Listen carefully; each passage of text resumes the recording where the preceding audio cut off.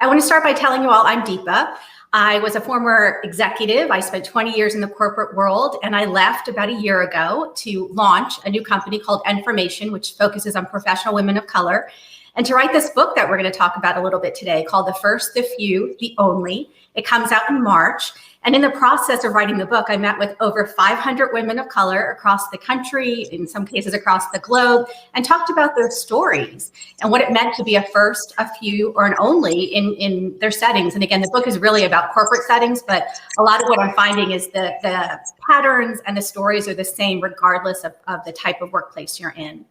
And so, again, I met with all of these women, and Angela, who we're going to meet, really stuck out as someone I really wanted to start with. So she's my first guest because when we were talking about what it meant to be a first, a few, or an only, she had a clear definition of what that was. She has a podcast called The Power of the Only. So she has been really focused in this vernacular, in this space, and telling stories for a little bit over a year, right, Angela? Almost, I think you said 2 years. And so just exciting to really draw upon that. So Angela is a former reporter and anchor. She has left that world and is now working with executives and leaders on building their voice and how they also present themselves, and does a lot of work, I think, Angela, not just on executive presence, but finding your voice and finding your strength and finding your power, which is what we talked about a lot when we did our interview.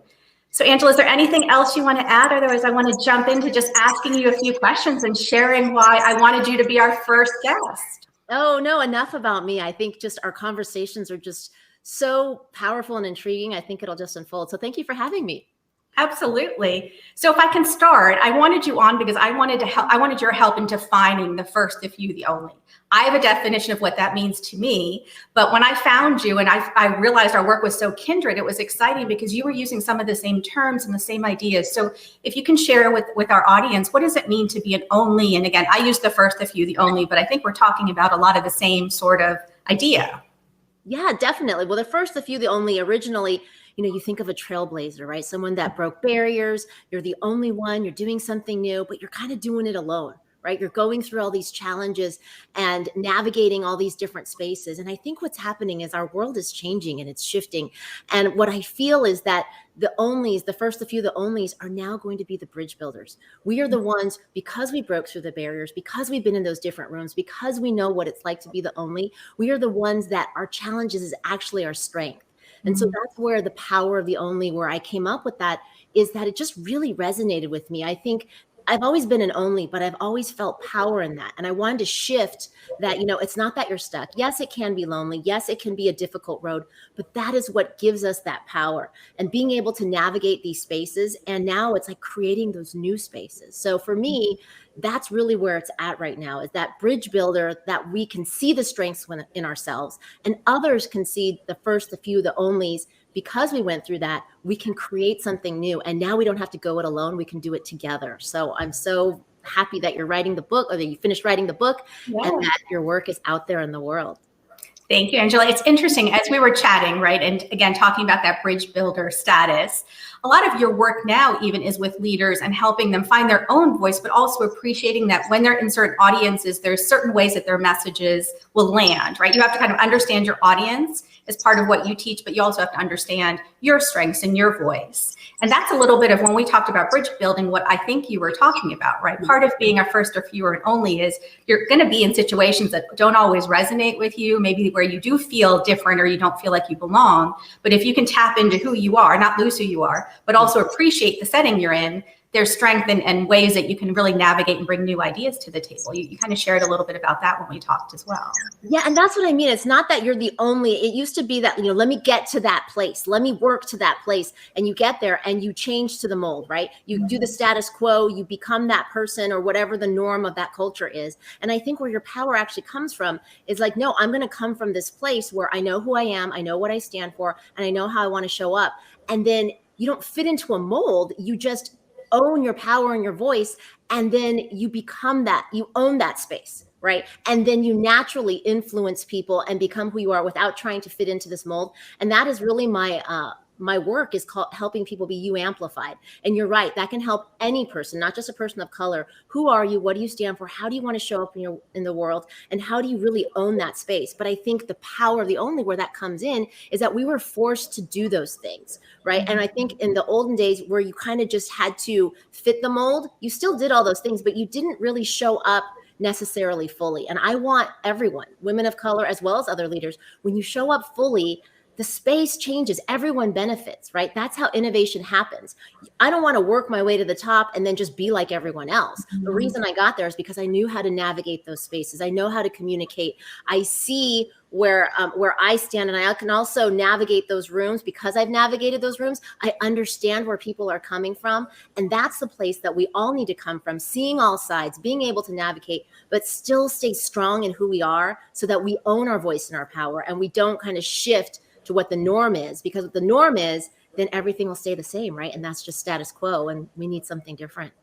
Yeah, and Angela, I met you early in my interview process, meaning I hadn't met with as many women as I did towards the end, right, when I got closer to the 500 number. But one of the things that I found, and why, to me, you spoke this language that I really wanted women to aspire to, is a lot of the women I met are struggling with that. They do feel the pressure to conform, especially in corporate spaces. There's a lot of pressure. There's a big definition in front of them of what leadership looks like, of what a leader looks like. And what you're describing is the breakthrough that happens. And I think most women of color are figuring out how they get to that breakthrough point. Some of us have found it, but it's taken a long time, and we found it on our own. And I love that you're teaching people how to find that and how to figure that out, because it's hard.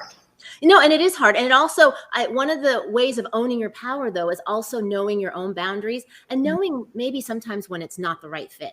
It's not like this invincible power, like own your power of the only, and you can be whoever you are in every space. You know how to, but sometimes there is a culture where maybe at some point you honor yourself more, and you decide, how can I figure out and navigate this? Doesn't mean it's not going to work. It just means I think we've gotten to a point where we're not going to do everything we can to fit this mold.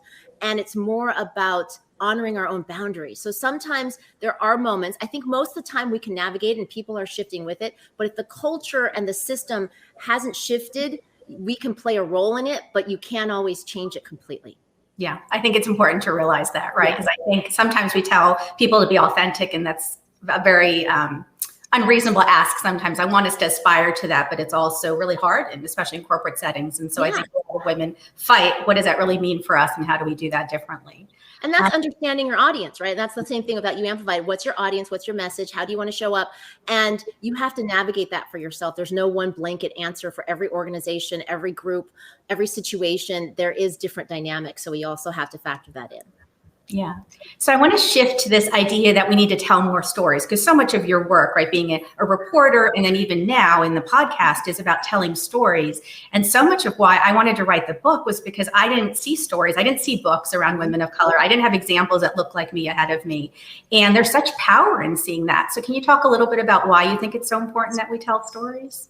Oh, yes. I mean, I believe my core values for my company is power, presence, and representation. Representation is so important, right? My origin story we talked about is that I always wanted to be like Connie Chung. I saw what was possible. It planted the seed, and who knew one day I would be? I mean, I had no idea when I was a little kid, but it started that trajectory. And I think when we share our stories, being an only, you feel alone sometimes. And by being able to share our stories, other people you could create this collective wisdom. You're like, oh, maybe I'm not so alone. And it's also when you tell your story, it's almost finding that power in yourself that your stories matter. Your experience matters, that if you hadn't seen it, you can create it. And the more that we share those stories, the more you realize we have more in common than we thought. And also it shares your experience where others, it starts to become not such an isolated story, right? You start to change the narrative. You show up fully as yourself, and then you can slowly change the story of the whole collective. And so I think it's so powerful for the group of women of color to feel connected to each other. I think it's powerful for yourself to be able to own your own story and put it out there and know that it matters.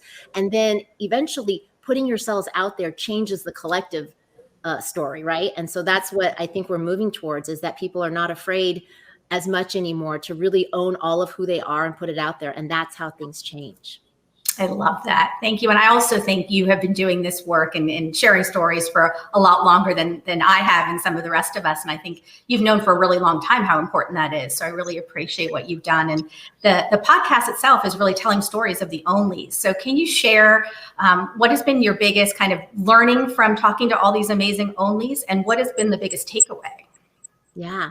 Well, it's so interesting when I curate my guests. So when I read a story about people doing things differently and thinking differently, I was like, oh my gosh, they are so an only. And the through line I see is that they maybe in a traditional industry, it could be in television, it could be in corporate. Some of them were entrepreneurs, some are celebrities, some were speakers.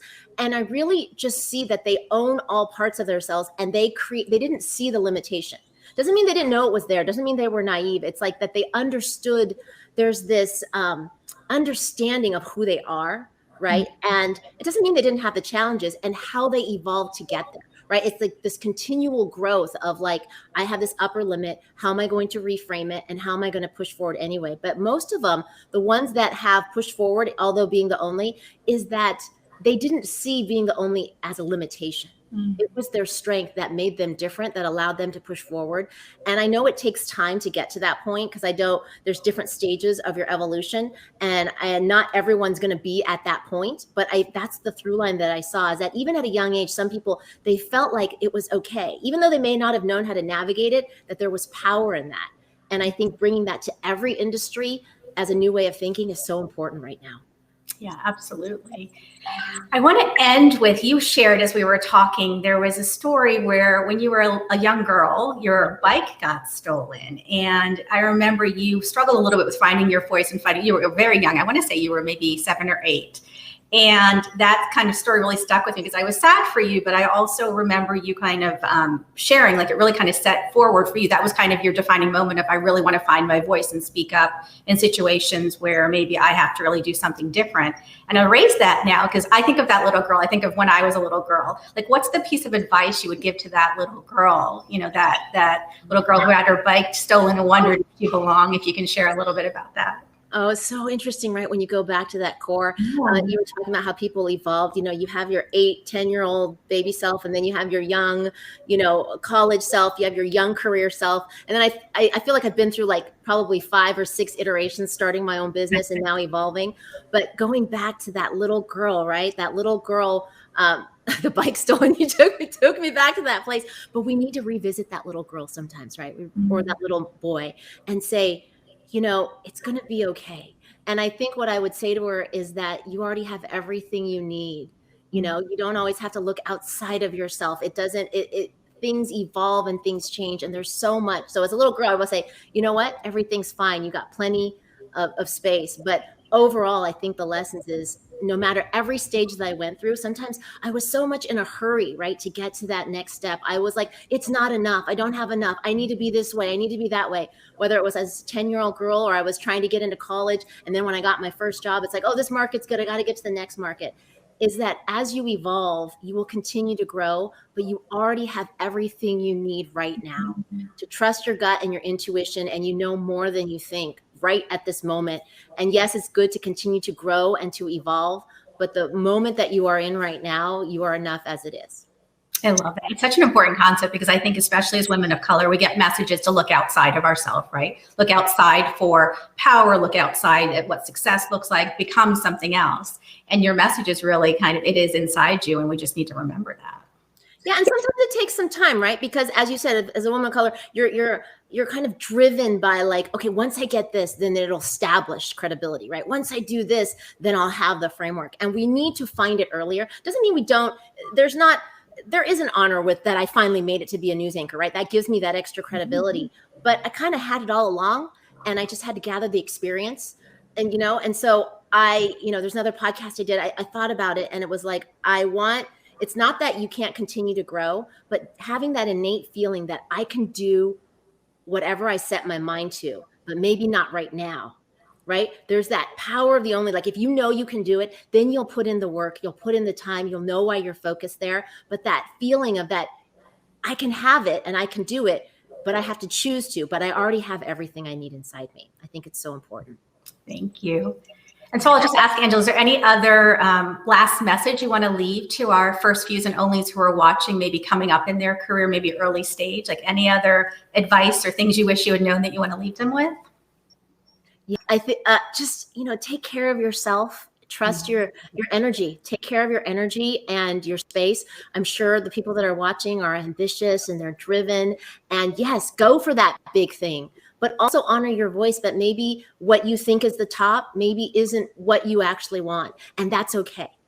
Right? I think there's this drive for success or goals is great, but first let's discover what's meaningful to you, what matters to you, and to not kill ourselves over it. Yes, being driven is great, having the goals, but really take a look back. It's like, what does it holistically look like? What I want my life to look like, what I want my career to look like, and how am I going to work towards that? And it doesn't have to be someone else's model. I think that's so important. And one of the things you and I talked a little bit about was our parents, right? And how our parents' ideas of success and the fact that they were immigrants really kind of set in us this desire to do well and make them proud, right? But as a result of that, I hear this over and over again when I speak with women of color, especially immigrants or Yes. daughters of immigrants, there's this idea of you have to really be successful in their terms, in our parents' eyes, right? And part of what we have to figure out is what is success for us. And I think that's a really big challenge with the women I met. So I think that's so important what you're sharing. I mean, it's a really big challenge because even our definitions, I talk about these unconscious programming from our childhood, even though while I say that, we are still programmed a certain way because of our parents, what they came from immigrants. So even though I say that, I'm not going to go lay around on the beach and because, there's constant internal voices that you have to evaluate. Is that me or is that another voice? Is that a programming? Is it coming from me? Right. So I think digging deeper, going where does my barriers come from? And is it even mine? So that's really, really important. Yes, it's something that we always want to make our parents proud, right? Especially everything they went through. Absolutely. And we got to figure out how we make ourselves proud, right? I think that's also the work that we're both doing. So thank you so much. I mean, part of what I want to do with these podcasts is share the story, share the example, show the representation that we exist, even if if all of us aren't visible, but also that there's real power in what we're doing and who we are and remembering who we are and not trying to be something we're not. So thank you for being my first guest. And do you want to tell us anything about your podcast and how we find you?